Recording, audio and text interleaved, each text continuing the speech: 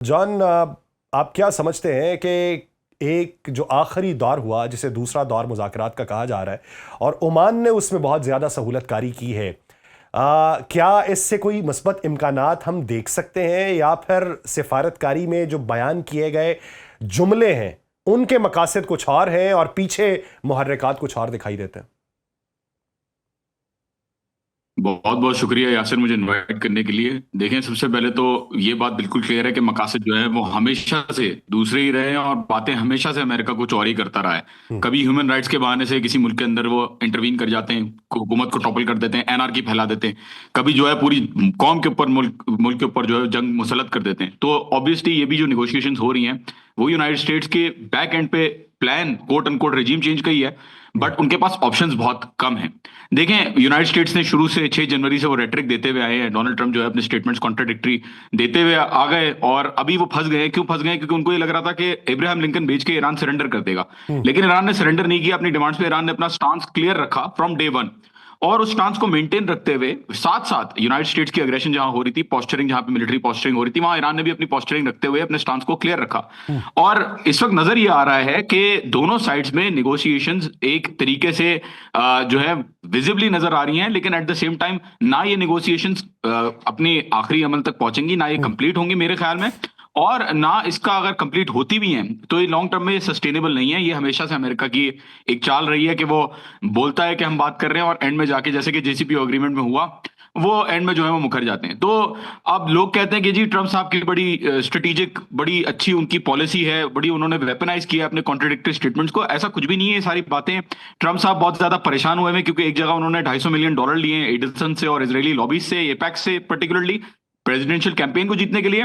और दूसरी तरफ अरब ममालिक हैं इस रीजन के अंदर जो यकीन दहानी दिला रहे हैं कि तबाही बहुत बहुत जबरदस्त होगी। और खुद भी अमेरिका को पता है कि किस तरीके से उनके बेसिस और उनके एयरक्राफ्ट कैरियर जो वो लेके आया है, उनके डूबने का खतरा कितना ज्यादा है। साथ ही साथ खामनेई साहब का भी बयान आपने देख ही लिया होगा। तो अमेरिका तो चाहता है जंग करना और ईरान के ऊपर हमला करना और चीजों को यहाँ पे चेंज करना, लेकिन ऐसा अनफॉर्चुनेटली हो नहीं पा रहा है। इस वजह से हम देख रहे हैं कि अमेरिका मजबूरन बात कर रहा है ईरान से, जब तक उनको नजर नहीं आता कि तैयारी मुकम्मल हो जाए और ईरान को कोई डेफिनेटिवली जो है वो खत्म कर सके अमेरिका। अच्छा, और अगर जंग आप होती है तो जॉन अमेरिका जॉन को क्या पता है कि समझते कितने हैं कि खतरनाक है। विन विन सिचुएशन क्या हो सकती है? इनरिचमेंट की हद कहां तक कम करने के हवाले से ईरान आमादगी का इजहार करता है, क्योंकि अपने बैलिस्टिक मिसाइल प्रोग्राम के ऊपर तो वो कंप्रोमाइज नहीं करना चाहता, ना ही इनरिचमेंट को किसी तीसरे मुल्क में मुंतकिल करने की बात वो कर रहा है। लेकिन जहां पे ये बात आती है, बैनुल अक़वामी मीडिया जिसको कोट कर रहा है वो ये है कि ईरान कहीं ना कहीं कुछ समझौता कर लेगा। अगर उससे आलमी पाबंदियां उठाई जाती हैं तो वो कहीं ना कहीं कुछ समझौता जो है वो क्या हो सकता है? देखिए, समझौता तब होता है जब आपकी आजादी इंटैक्ट रहे। ये तो कोई भी मुल्क नहीं चाहता कि उसकी आजादी छीन ली जाए और उसको जो है वो इकोनॉमिक रिलीफ दे दी जाए, अनलेस वो मुल्क कॉम्प्रोमाइज हो। तो ईरान की पोजीशन यही रही है। 20% एनरिचमेंट तक ये लोग फॉल डाउन कर सकते हैं, बल्कि उससे ज्यादा भी ये लोग जा सकते हैं। और लेकिन ईरान ऐसा नहीं है कि इस चीज के ऊपर कॉम्प्रोमाइज नहीं करना चाहता। ईरान तो शुरू से कह रहा है कि हम न्यूक्लियर वेपन नहीं बनाना चाहते। और जाहिर सी बात है, अगर बैलिस्टिक मिसाइल के ऊपर बात होगी तो ये कोई दो राय नहीं है इसमें, जैसा कि आपने खुद भी कहा कि ईरान इसके ऊपर बात नहीं करेगा। विन विन सिचुएशन इसी मरहले में आ सकती है और इसी हद तक आ सकती है कि ट्रंप साहब आगे जाके बयान दें कि जी मैंने ईरान से बात कर ली है, ईरान न्यूक्लियर वेपन नहीं बना रहा, इजराइल को साइड पर रखें, इजराइल फर्स्ट पॉलिसी अपनी अबैंडन करें।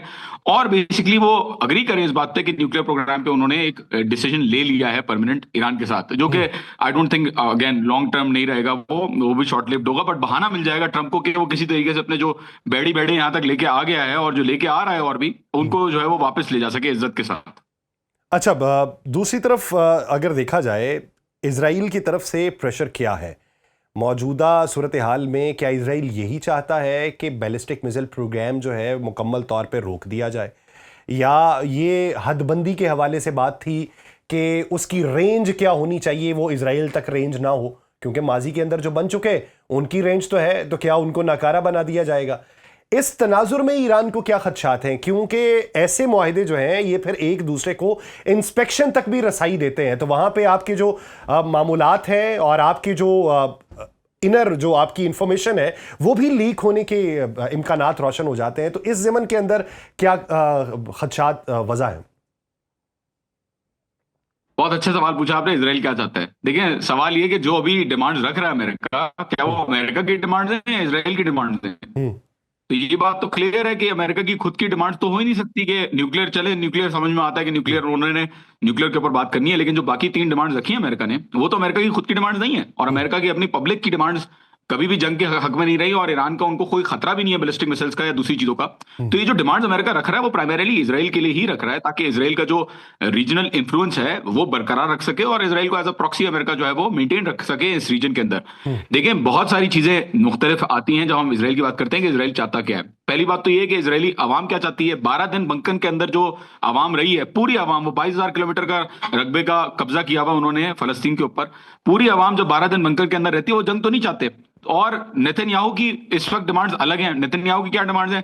इलेक्शन आगे आने वाला है, नेतन्याहू के ऊपर करप्शन ट्रायल्स चल रहे हैं, साथ ही साथ नेतन्याहू को यह भी खदशा है कि उसकी आवाम उसके खिलाफ टर्न हो जाएगी। तो पॉलिटिकल फेस सेविंग के लिए कोई ना कोई अपने आप को बचाने के लिए, अपने इलेक्शन को बचाने के लिए, अपने कैंपेन को और अपनी पावर को बचाने के लिए जंग मुसल्लत करना इसराइल के लीडरान के फेवर में है, आवाम के फेवर में नहीं है। At the same time America के अंदर भी जो लॉबीज काम करती हैं उनके भी फेवर में, क्योंकि वेपन्स टेस्टिंग इसके अंदर काम आती है, क्योंकि मुल्कों को जब भी नए वेपन्स बनाते हैं तो उनको टेस्ट करना होता है। बोइंग, लॉकहीड मार्टिन, पैलेंटियर, रेथियन, बहुत सारी कंपनीज जो जिसके अंदर इन्वॉल्व हैं, उनका स्टांस अलग है और आवाम का स्टांस अलग है। तो बेसिकली यहाँ पे जो लीडिंग वॉइसेस हैं वॉर की, वो उन्हीं लोगों की तरफ से हैं जो लीड कर रहे हैं इन सारी पॉलिसी मेकिंग को, या जो मुल्क को चलाते हैं अमेरिका और इसराइल के अंदर।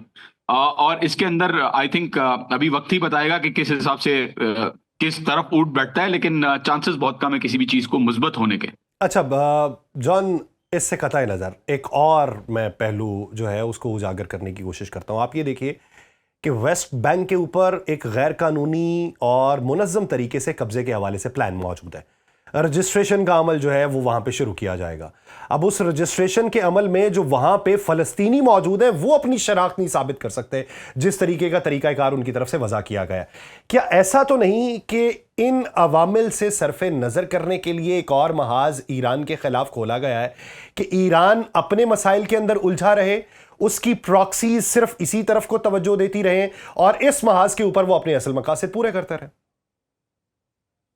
Absolutely, no doubt. ये बिल्कुल लॉन्ग टर्म प्लान्स में तो एक यही है कि जितने भी ऑपोजिशन वॉइसेस हैं उनको इंगेज रखा जाए किसी भी तरीके से। पाकिस्तान के अंदर भी आपने देखा कि किस तरीके से बलूचिस्तान का जो बलूचिस्तान के अंदर हम लोगों ने देखा कि जो टेररिज्म हुई, और उसके बाद मेन शहरों में कैसे वो टेररिज्म आगे ले जाई गई। तो बिल्कुल प्लान तो इसराइल का यही है कि किसी तरीके से इशू जो इसराइल पैलेस्टीन का जो कॉन्फ्लिक्ट है उससे नजर, जब कॉन्फ्लिक्ट क्या, वो तो कब्जा जो है, ऑक्यूपेशन जो है, उसके ऊपर से नजर हटा के दुनिया दूसरे प्रोजेक्ट्स के ऊपर चली जाए। और ईरान के अंदर भी आपने देखा कि किस तरीके से प्रोटेस्ट को वेपनाइज किया गया, राइटर्स को भेजा गया, पूरा नैरेटिव क्रिएट करने की कोशिश की कि ईरान जो है वो जुल्म कर रहा है अपने लोगों के ऊपर, जबकि जितनी भी प्रोटेस्ट के नंबर, जो किलिंग्स हैं उनके नंबर आ रहे थे, वो सारे वेस्टर्न ऑर्गेनाइजेशंस और यूएस फंडेड ऑर्गेनाइजेशंस के नंबर्स थे। तो बिल्कुल लॉन्ग टर्म का प्लान तो यही है, दो तरफा है, कि एक तरफ डिस्ट्रैक्शन भी रखी जाए और दूसरी तरफ इसराइल को एज एन अग्रेसर, दुनिया की जो इस वक्त उनके अंदर बेइज्जती हुई हुई है, जिस तरीके से उनकी क्रेडिबिलिटी हार्म हुई हुई है, उसको किसी ना किसी तरीके से बचाया जाए।